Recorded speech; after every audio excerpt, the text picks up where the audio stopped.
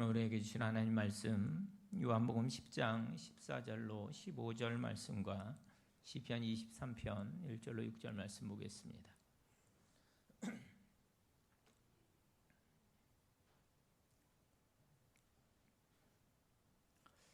요한복음 10장 14절로 15절 말씀 먼저 봉독해 드립니다. 나는 선한 목자라. 나는 내 양을 알고 양도 나를 아는 것이 아버지께서 나를 아시고 내가 아버지를 아는 것 같으니 나는 양을 위하여 목숨을 버리노라. 아멘. 시편 23편 1절로 6절 말씀 봉독해 드립니다. 여호와는 나의 목자시니 내게 부족함이 없으리로다. 그가 나를 푸른 풀밭에 누이시며 쉴만한 물가로 인도하시는도다. 내 영혼을 소생시키시고 자기 이름을 위하여 의의 길로 인도하시는도다. 내가 사망의 음침한 골짜기로 다닐지라도 해를 두려워하지 않을 것은 주께서 나와 함께 하심이라. 주의 지팡이와 막대기가 나를 안위하시나이다. 주께서 내 원수의 목전에서 내게 상을 차려주시고 기름을 내 머리에 부으셨으니 내 잔이 넘치나이다. 내 평생의 선하심과 인자하심이 반드시 나를 따르리니 내가 여호와의 집에 영원히 살리로다. 아멘. 하나님의 이름을 살펴보는 가운데 오늘 우리들이 만나게 되는 하나님의 이름은 여호와라, 목자이신 하나님입니다. 비단 오늘 우리가 대했던 요한복음이나 또는 시편 23편만의 말씀이 아니죠. 이사야 선지자가 고백합니다. 우리는 다 양 같아서 그릇 행하여 각기 제 길로 갔거늘, 그렇게 고백합니다. 요한복음에서도 우리 예수님 말씀하십니다. 내 양은 내 음성을 듣는다 말씀하시죠. 시편 기자도 노래합니다. 우리는 그의 기르시는 양이로다. 에스겔 선지자는 내가 내 양을 찾고 찾되, 또 주님 베드로에게 명령하시죠. 내 양을 먹이라. 하나님의 말씀은 그냥 온통 당신 자신을 목자로, 그리고 우리를 그분의 양으로 반복하면서 묘사를 하고 있습니다. 그렇다면 오늘 우리가 첫 번째로 만나게 되는 질문은 이것입니다. 오늘 하나님께서 나의 목자가 되어주시고 또 내가 그분의 양이 된다는 말의 그 진정한 의미는 무엇이냐라는 거죠. 하나님이 나의 목자, 나는 그분의 양이라는 이 이야기는 오늘 우리들에게 그 하나님이 어떤 분이심을 또 우리에게 어떻게 표현하며 가르쳐 주고 있습니까? 여호와 라, 목자이신 하나님 그분이, 그분의 그 이름은 우리가 그분과 맺는 그 관계에 대해서 과연 무엇을 말씀해 주고 있느냐라는 겁니다. 사실 여러분, 양들은 모든 짐승들 가운데 가장 수동적이고 또 못난 짐승으로 그렇게 알려져 있습니다. 맞습니다. 양은 참 무력하고 겁이 참 많아요. 그래서 끊임없는 주의와 또 세심한 보살핌을 필요로 합니다. 광야에 살고 있는 양들은 스스로 할 수 있는 일이 거의 없다고 그래요.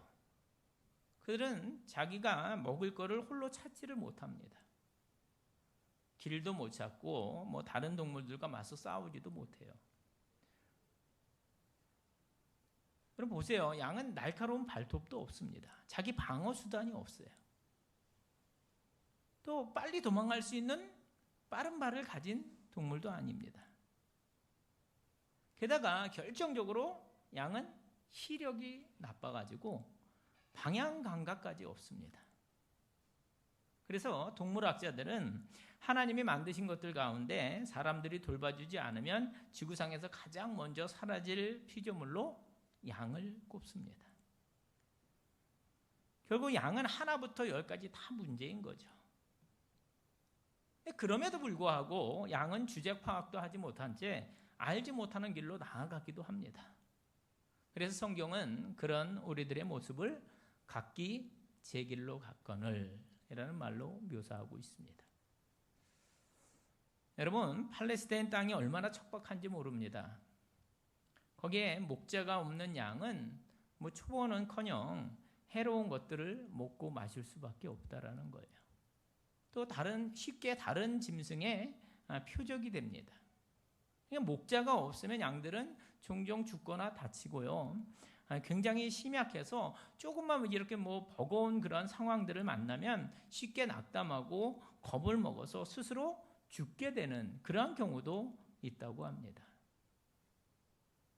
자, 이쯤 되면 여러분은 왜 하나님께서 당신 자신을 여호와 라 목자라고 계시하시면서 우리를 양이라고 말씀하시는지를 이해하게 되셨을 겁니다. 하나님 지금 우리들에게 목자이신 당신이 얼마나 필요한 분인지를 역설하고 계신 거예요. 너희들에게는 내가 필요하다라는 것을 말씀하고 계시는 거예요. 여러분, 이 사실에 동의하며 저와 함께 진심으로 우리의 삶을 담아서 한번 고백해 보도록 하겠습니다. 우리 함께 고백하는데, 여호와는 나의 목자시니 내게 부족함이 없으리로다. 함께 고백합니다. 여호와는 나의 목자시니 내게 부족함이 없으리로다. 아멘. 네, 여러분 정말 그렇게 믿으십니까?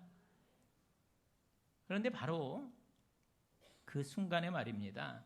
그분이 나의 목자가 되시고 내게 전혀 부족함이 없다고 여러분 이렇게 고백할 때 우리들의 그 고백에는 얼마만큼의 기대가 담겨 있느냐라는 겁니다. 여호와는 나의 목자시니 내게 부족함이 없습니다. 이렇게 고백했는데 얼마만큼의 기대를 가지고 그렇게 고백하고 계시는지요. 그러니까 그 고백이 얼마만큼 정말이냐라는 것을 묻는 겁니다. 요한복음 10장에 보면 주님께서 나는 선한 목자라고 선언하시는데 여러분은 그때 그 선하신 목자 그분에 대해서 얼마만큼 기대를 가지고 계십니까? 또 그렇기 때문에 내게 부족함이 없으리로다라고 고백하셨는데 그 순간 우리는 내게 부족함이 없다는 것을 얼마만큼 고백하고 계시냐라는 겁니다. 얼마나 우리가 그분의 인도와 그분의 보호하심을 기대하고 신뢰하고 그렇게 고백하고 있으시냐라는 것을 제가 묻는 것입니다. 사실 시편 23편 2절부터 시작되는 말씀들은 왜 여호와께서 나의 목자가 되어주시는지, 왜 내게 부족함이 없는지를 잘 설명해 주고 있습니다. 순서대로 왜 하나님이 나의 목자가 되어주시는지를 한번 살펴보겠습니다. 여러분, 목자이신 그분이 내게 어떻게 해주시기 때문입니까? 2절 말씀 보면 우선 그분은 나를 푸른 풀밭에 누이시고 쉴만한 물가로 인도하시기 때문입니다. 또 그분은 내 영혼을 소생시키십니다. 또 자기 이름을 위하여 나를 의의 길로 인도하십니다. 내가 사망의 음침한 골짜기를 다닐지라도 두려워하지 않는 것은 그분께서 나와 함께 하시기 때문이고요. 주께서 지팡이와 막대기로 나를 보호하시고 인도해 주시기 때문입니다.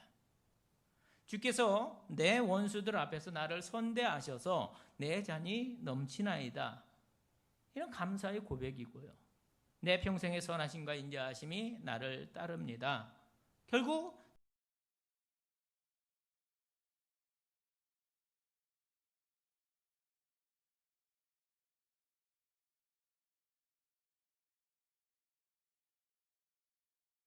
정말로 이 말씀 속에 경험되고 또 고백되어진 그분 목자됨의 축복이 저와 여러분의 삶에 풍성하게 되시기를 주님의 이름으로 축원을 드립니다.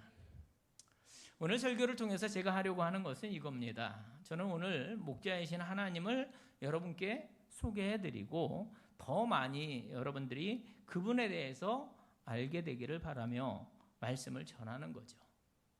거기까지가 제가 할 일이고 그 다음에 여러분이 하셔야 할 일은 그분을 정말로 그렇게 믿고 신뢰하고 또 그렇게 사는 것입니다.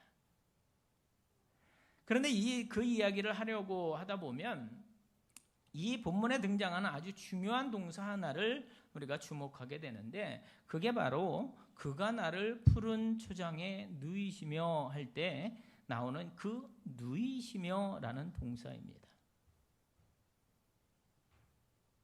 여러분, 다윗의 고백은 아주 분명합니다. 그분이 나의 목자이시기 때문에 나에게 부족함이 없는데 또 그러하기 때문에 그분이 나를 누이실 때 내가 정말로 눕게 된다. 이런 고백을 하고 있어요. 여러분 사실 양은요 눕는 법이 거의 없다고 그래요. 웬만해서는 눕지 않는다는 거예요, 양이. 여러분 누워서 자는 짐승은 손으로 꼽을 수가 있는데 우선 사자가 누워서 잡니다. 왜 사자가 누워서 자는지 아십니까? 누워서 자도 아무도 건드릴 것이 없기 때문에. 때때로 집에서 키우는 고양이가 누워서 잡니다. 왜 고양이가 누워서 자는지 아십니까? 너무 잘해져서 버릇이 없어서 그렇다랍니다. 고양이를 안 키워봐서 잘 모르겠는데 좀 이해는 가요. 그런데 여러분 양이 누워서 잔다는 것은 이게 말이 되지 않는 거거든요. 실제로 어떤 양들은 일단 누우면요 그 양이 좀 미련하다고 그랬잖아요. 양들이 양이 자기 스스로 일어나지를 못한답니다. 그래서 버둥버둥 대다가 죽는 양들도 있다고 그래요. 양이 누워서 잔다, 이건 죽은 목숨이나 다름없는 거죠. 그런데 다윗이 표현하는 양은 눕는다는 겁니다. 그렇다면 비결이 하나 있어요. 다윗은 그 양들을 너무너무 잘 알거든요. 왜? 그가 목동이었잖아요. 그게 바로 그가 나를 누이시며 거기에 있습니다. 양을 너무 잘 알아요. 문장의 주어이신 그분 때문에 눕는다는 겁니다. 목자이신 그분께서 양의 모든 필요를 다 채워주시기 때문에, 그래서 양이 그 목자 때문에 완전한 보호함을 느끼기 때문에 누울 수 있다는 것을 증거하는 것입니다. 양된 저가 누울 수 있는 이유는 양된 자신에게 있는 것이 아니라 대신 목자이신 그분에게 있다라는 거예요. 그 때문에 내가 평안한 중에 눕습니다. 이렇게 고백하는 거죠. 이게 이제 시편 23편에 나오는 이 누이시며라는 동사 속에 담겨져 있는 비밀입니다. 그럼 필립 켈러라고 하는 분이 쓴 양과 목자라는 책에 보면 양과 목자의 관계에 대해서 정말 탁월하게 이제 설명을 해주고 있습니다. 이 저자는 동아프리카 선교사의 자녀로 태어나고 거기서 이제 자라 훗날 토론토에 와서 토양학을 전공을 합니다. 그리고 그런 이후에 8년간 실제로 목장을 경영하며 살았기 때문에 생생하게 그 목자와 양의 관계를 설명을 하고 있습니다. 그분에 의하면 양들은 4가지가 만족되지 않으면 절대로 눕지 않는다고 합니다. 다시 말하면 4가지가 만족될 때에만 이 양들이 누울 수 있다라는 겁니다. 첫째는 양들은 배고픔으로부터 만족되어야 눕는데요. 두 번째로 양들은 두려움에서부터 자유해야 눕는답니다. 세 번째로는 양들은 옆에 있는 다른 양들과의 그 갈등이 해소되었을 때 눕는다고 합니다. 그리고 마지막 4번째, 저는 이게 가장 좀 신기한데요. 양들은 해충으로부터 자유로울 때 만족할 수가 있다는 겁니다. 여러분, 오늘 저는 이 4가지 조건을 틀로 해서 우리 인생에 있어서 하나님과 우리와의 관계가 정말로 목자와 양과의 관계로 세워져 가고 있는지 한번 점검해 보고 싶습니다. 그러면서 저는 여러분이 목자이신 우리 주님, 우리 하나님에 대해서 또 그분의 목자됨을 더 많이, 또 그분을 목자로 삼았을 때 양된 내 삶에 일어나는 일들에 대해서 더 많이 알게 되기를 기대합니다. 자, 가장 먼저 우리는 하나님을 목자 되신 하나님으로 고백하는데, 그건 우리 하나님을 양들인 나의 인생의 배고픔을 해결해 주시는 분으로 믿는다라는 것을 의미합니다. 그럼 신명기 8장 3절 말씀을 보면 이스라엘 민족의 정체성을 형성했던 시기, 다시 말해서 이스라엘의 광야 40년의 그 훈련 기간에 대해서 하나님께서 왜 그런 훈련은 기간을 주었는지 그 뜻이 설명이 되어지고 있습니다. 한번 볼까요? 신명기 8장 3절. 너를 낮추시며 너로 줄이게 하시며 또 너도 알지 못하며 내 지성들도 알지 못하던 만나를 내게 먹이신 것은 사람이 떡으로만 사는 것이 아니요 여호와의 입에서 나오는 모든 말씀으로 사는 줄을 내가 알게 하려 하심이니라. 이렇게 말씀합니다. 하나님은 그 광야의 이스라엘로 하여금 당신이 그들의 영육간의 모든 문제, 그들의 생존을 책임지시는 분이시라는 것을 깨닫기를 원하셨습니다. 그게 기대셨어요. 여러분 캠핑 혹시 가보신 적 있으신가요? 캠핑? 저희도 이제 아이들이 어릴 때 종종 캠핑을 갔어요. 휴가 때도 그렇고 캠핑을 갔었는데, 그러면 한 가정이 2박 3일 뭐 이렇게 이제 캠핑을 가도 가져갈 짐이요 차에 가득 실립니다. 텐트 있어야 되죠. 뭐 먹거리 있어야 되죠. 얼마나 많은지 몰라요. 아이들이 어렸을 때니까 제가 그거 다 차에다 싣고 내리고 뭐 텐트 치고, 아이들이 이제 좀 도와줄만 하니까 아이들이 딸내미가 그러더라고요. 아빠 이제 좀 좋은 데서 자면 안 돼요? 그러더라고요. 불편하죠. 화장실도 밤에 공중 화장실 가야 되고 불편하죠. 그래서 그때부터 캠핑 가는 것을 다 끊었습니다. 짐이 얼마나 많은지 몰라요. 짐 챙기고 차에 싣고 또 가서 다 세팅하고 또 있다가 또 짐 챙겨서 다시 집에 와서 또 정리하고. 근데 그 당시에는 재밌더라고요. 근데 지금 하려면 못할 것 같아요. 그냥 글램핑장 이렇게 딱 차려져 있는데 그런 데 가서 뭐 있을 수는 있겠지만 지금 해라 그러면 쉽지 않을 것 같습니다. 어쨌든 짐이 많아요. 짐이 많습니다. 그런데 이스라엘 백성들 생각해 보세요. 그들이 몇 사람이 아니잖아요. 그들은 민족이었습니다. 200만 명이었어요. 그리고 그들은 뭐 3일 이렇게 가는 거 아니잖아요. 4년이 아니라 40년을 살아남았던 거잖아요. 그럼 뭘로 살았죠? 뭘로? 하나님께서 주신 만나와 메추라기, 물. 어쩌면 그들이 가지고 있던 양들, 또 거기에다가 하나님의 말씀이었다는 거죠. 그런 하나님은 이스라엘의 목자가 되어 주셨습니다. 저는 이게요, 비단 이스라엘 민족들만의 이야기가 아니라고 그렇게 믿습니다. 하나님은 당신께서 필요하다라고 생각하시면 어떤 개인의 주림배도 채우시고 그 배고픔을 만족시켜 주시는 분인 줄로 분명히 믿습니다.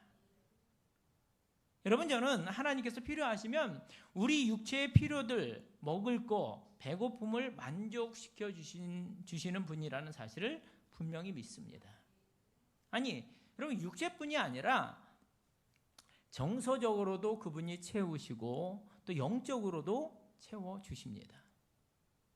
그리고 때때로 이 세 가지가 모두 어우러져서 하나님이 우리의 인생을 기가 막힌 모습으로 이끌어가는 여호와 라 목자 되신 하나님이심을 분명히 믿습니다. 여러분, 세상의 역사는 누구를 중심으로 돕니까? 누구 중심으로 돌아요? 하나님 중심으로 돌죠. 그런데 저는 이걸 조금 다른 각도에서 이렇게 표현할 수 있다고 봅니다. 세상은 하나님의 사람들을 중심하여 돈다는 거죠. 아니, 저 좀 무식하게 이렇게 표현하면 세상은 하나님의 사람인 나를 중심하여 돕니다. 여러분, 저에게는 그런 자신감이 있습니다. 여러분에게도 그런 자신감이 생기기를 바랍니다. 여러분, 저는 목사로 살아오면서 저희 가정에 또 자녀들에게 아니면 제가 섬긴 그러한 교회 가족들에게 그들의 인생에서 수없이 일어나는 하나님의 적절한 채우심을 많이 경험해 왔습니다. 하나님 나의 목자이십니다. 여러분의 목자이십니다. 저와 여러분의 삶을 여기까지 인도해 주신 여호와 라 목자이십니다. 그 사실을 여러분 분명히 믿으시기 바랍니다.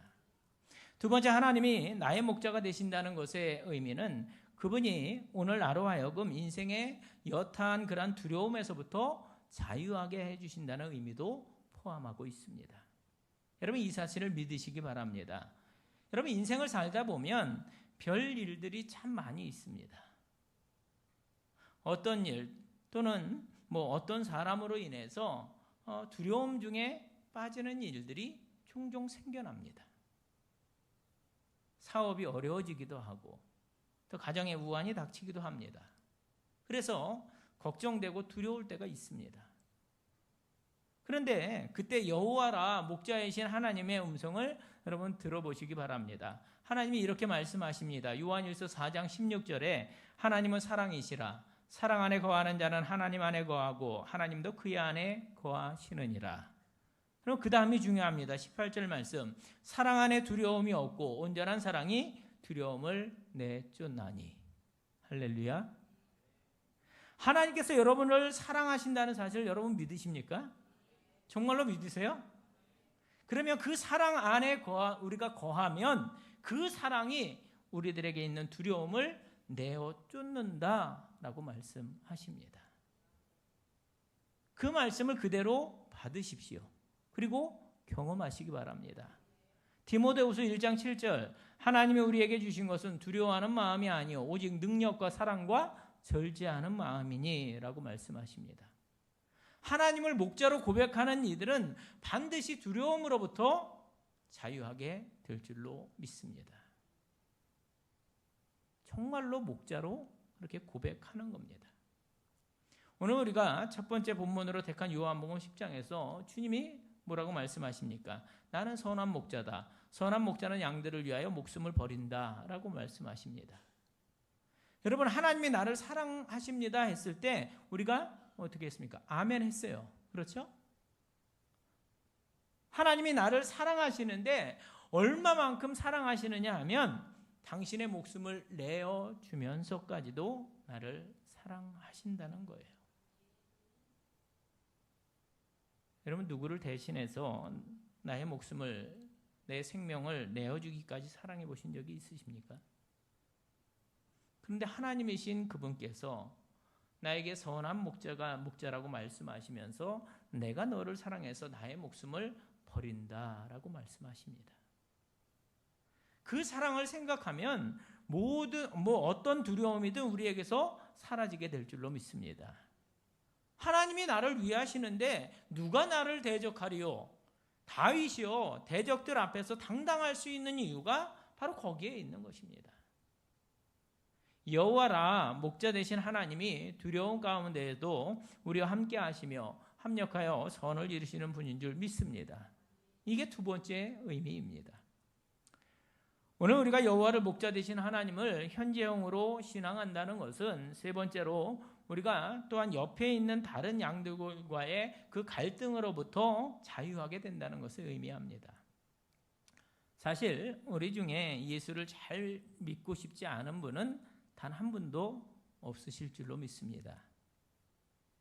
그런데 목회를 하면서 이렇게 관찰해 보니까 많은 분들이 예수를 믿는데 이 마음 속에 있는 어떤 상처와 또 어떤 상한 감정, 이런 갈등들로 인해서 실족해 계시는 분들이 많이 있습니다. 교회는 나와요. 근데 실족해 계신 분들이 있어요. 마음속에 그런 상처가 있어서 마음껏 주님을 섬기며 정말로 행복한 그런 믿음의 길을 가지 못하고 있음을 보면 너무너무 안타깝습니다.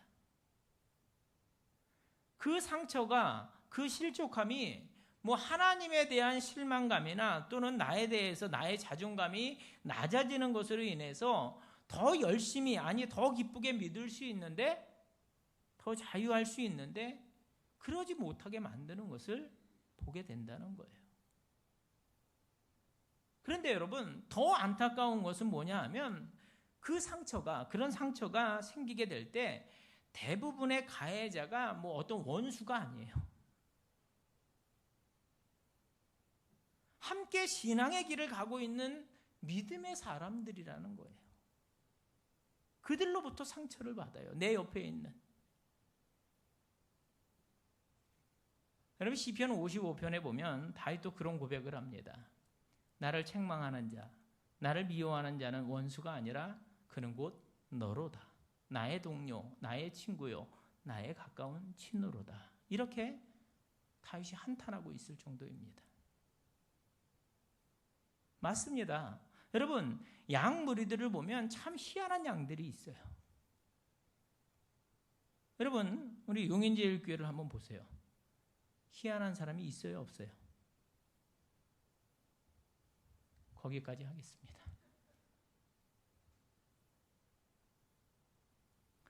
그런데 여러분, 다른 분에게 그걸 적용하지 마시고 나의 희한한 점에 여러분 적용해 보세요. 희한한 양들이 있습니다. 그때 그 양들이 서로 비교되고 서로 뭐 이렇게 털이 엉키기도 하고 실제로요, 아주 가장 강력한 병인데 그 옴과 같은 병을 옮기기도 합니다. 상처들이 덧나기도 하고 나중에는 서로 엉켜서 옴짝달싹 못하게 되는 그런 경우들도 있다는 거예요. 게다가 사단은요, 아주 교묘하게 우리를 노리고 있잖아요. 설명이 안 되는 그런 상황들을 우리들 삶의 중간중간에 이렇게 관계 속에 울무로 툭 던져놓습니다. 그래서 실족이라는 올무가 우리 인생에 종종 생긴다는 거예요. 그런데 여러분, 마태복음 24장에서 예수님이 아주 흥미로운 말씀을 하시는데 이렇게 말씀합니다. 많은 사람이 실족하게 되어 라고 예언하십니다. 여러분, 소수가 아니라 많은 사람이 실족하게 된다는 겁니다. 그러면 우리가 믿음의 길을 가다가 이렇게 중간에 실족하는 일이 생기면 어떻게 해야 되겠어요? 그러려니 하라는 겁니다. 그런 일이 많이 생긴다는 거예요. 많은 사람이 그렇게 될 것이고 이미 많이 그랬고요. 앞으로도 그럴 겁니다. 예수님은 아예 그걸 인정하셨습니다. 실족해 하는 것이 있을 수는 없으나 예수님의 말씀이죠. 하지만 그 다음 실족이 있게 하는 자에게는 화로다 말씀하십니다. 여러분, 혹시 믿음의 길을 가시다가 실족하셨습니까? 주변에 있는 다른 양과 함께 불편한 일이 생기셨습니까? 엉키셨습니까? 상처가 덧나셨습니까?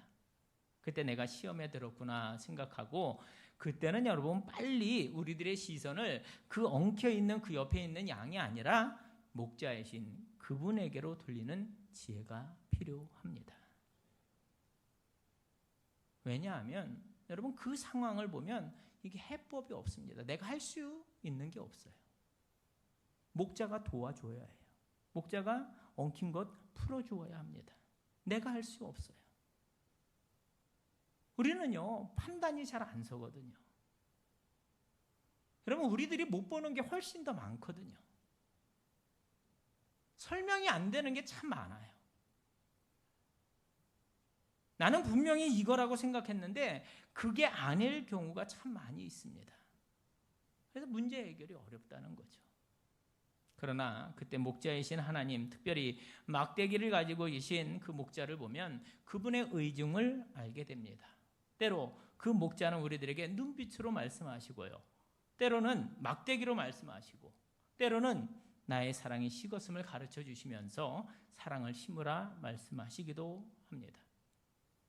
제 경우이기도 합니다.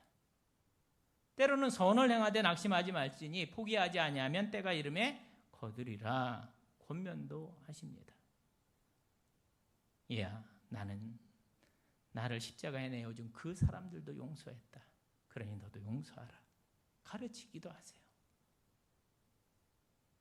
근데 우리들은 막 항변하죠. 주님, 정말 잘 안 됩니다. 제 강박해진 마음이 난 하나도 잘못 안 한 것 같은데 그걸 어떻게 용서합니까?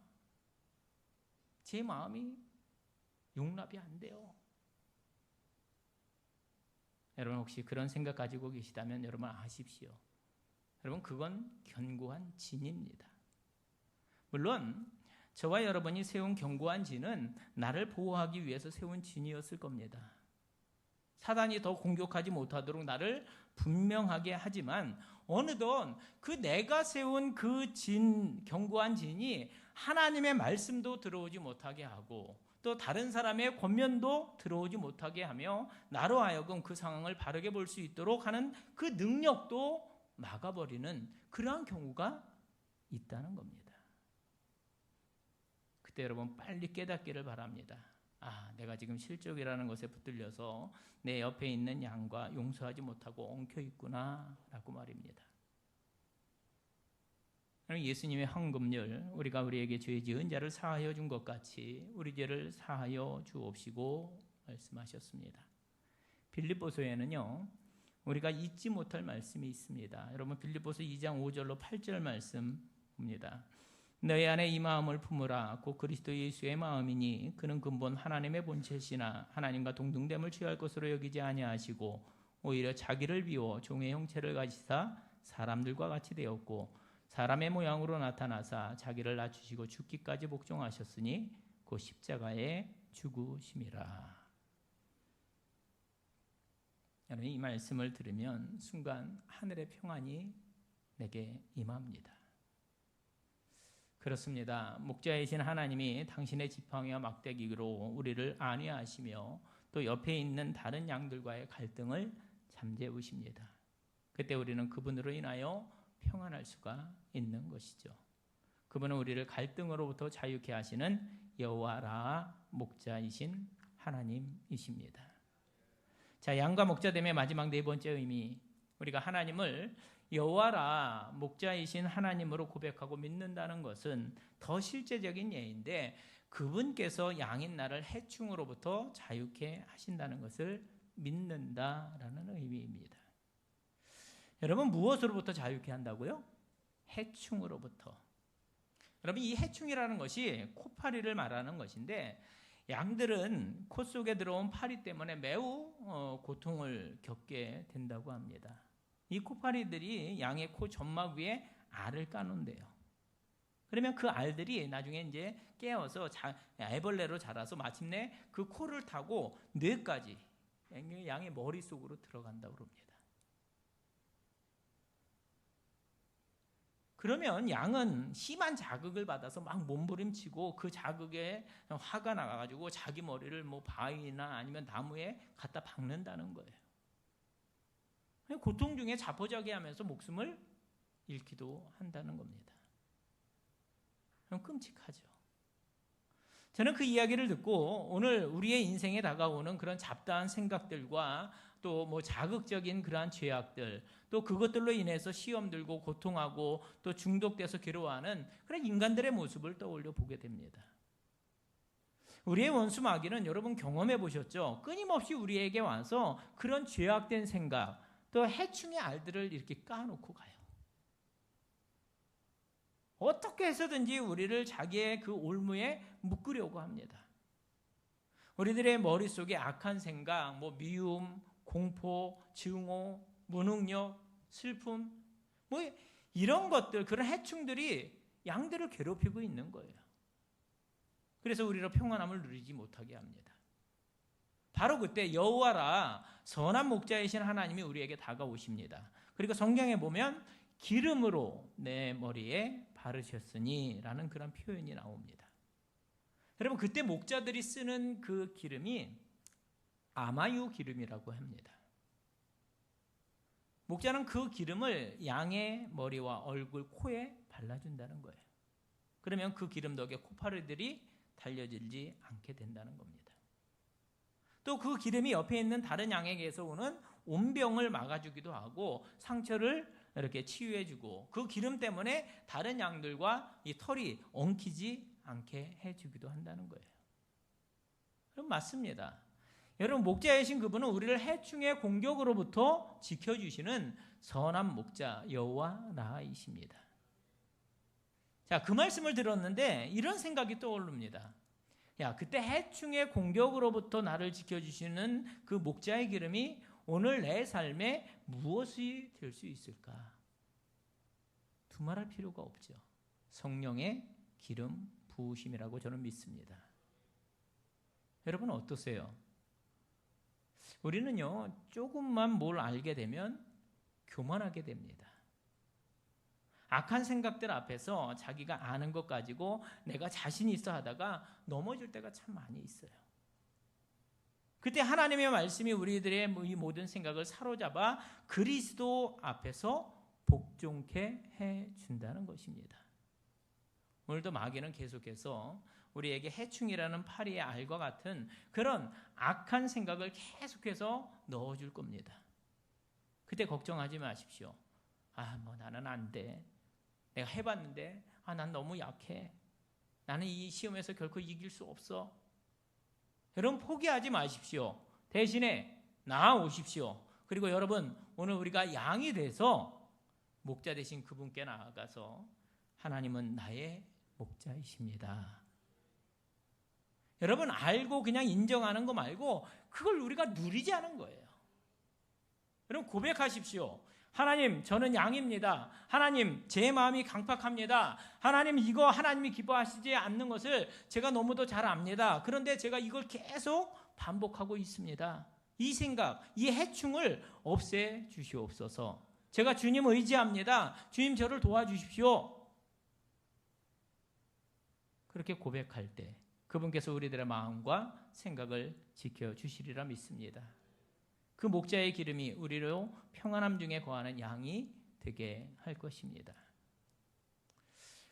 오늘 저는 경험에서부터 시작해서 설교의 논리를 진행했는데요. 목자가 양을 평안함 중에 거하게 하며 또 푸른 초장에 누이게 할 수 있는 4가지 조건을 말씀을 드렸습니다. 양에는 우리는 목자이신 하나님께서 배고픔을 채워주시는 것을 경험해야 평안할 수가 있습니다. 또 두려움에서 벗어나게 하심을 경험해야 평안할 수가 있습니다. 또 양들과의 갈등에서 자유케 되어야 우리가 평안할 수가 있습니다. 마지막으로 해충들의 공격으로부터 목자의 보호를 받아야 평안할 수가 있습니다. 그때 여러분 오늘 본문의 마지막 구절을 보십시오. 그분이 나에게 그런 목자가 되고 그런 돌봄을 주기 때문에 우리 함께 이 시편 23편 6절의 말씀을 합독하도록 하겠습니다. 바로 이런 일이 일어난다는 거예요. 함께 읽습니다.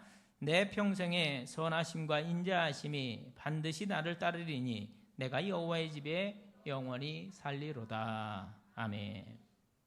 다윗은 그렇게 고백하는 거예요. 그분이 나의 목자이시기 때문에 나는 그분의 선하심과 인자하심을 넉넉히 경험할 것이고 나는 이제 영원히 그분 안에 거할 것이다. 그렇다면 여러분 오늘 이 말씀을 들으신 여러분 이제 우리가 할 일은 분명해진 거죠. 저는 제가 할 일을 했습니다. 저는 우리 하나님이 이런 분이심을 설명해 드렸어요. 이제 여러분은 그분의 그 목자됨이 이런 축복이 있구나 하고 내가 그분의 양됨을 깨닫고 그것을 인정한 후에 정말 여호와라 목자 되신 하나님께로 나아가서 정말로 그분을 목자로 여기고 의존하시면서 그렇게 사시는 겁니다. 그냥 의존하시는 척하면 안 되고요. 또 주일에만 의존하는 것처럼 그렇게 사시는 것, 여러분 그걸 포기하시기 바랍니다. 정말로 그분의 양으로서 그분에게 인생을 기대는 겁니다. 그리고 고백하는 거죠. 하나님 저는 미련합니다. 하나님 저는 힘이 없습니다. 저는 정말 고집스럽습니다. 저는 자기의에 너무 가득 차 있습니다. 자존심 덩어리입니다. 저는 제 인생에 대해서 아는 것도 없으면서 방향 감각도 없는 주제에 제 마음대로 해본다고 계속 나가고 있습니다. 그러니 이제 여호와라 목자이신 하나님께 나아갑니다. 가르쳐 주시는 대로 이끄시는 대로 순종하며 따라가겠습니다. 저를 더 잘 인도해 주시옵소서. 여러분 기대함으로 나아가는 거예요. 여러분 그분이 양된 우리의 인생을 이끌어가는 목자됨을 더 많이 기대하시는 여러분들이 될 수 있기를 축복합니다. 여러분 제가 드리는 말씀의 마지막 포인트는 이거예요. 저와 여러분이 구원 받았잖아요.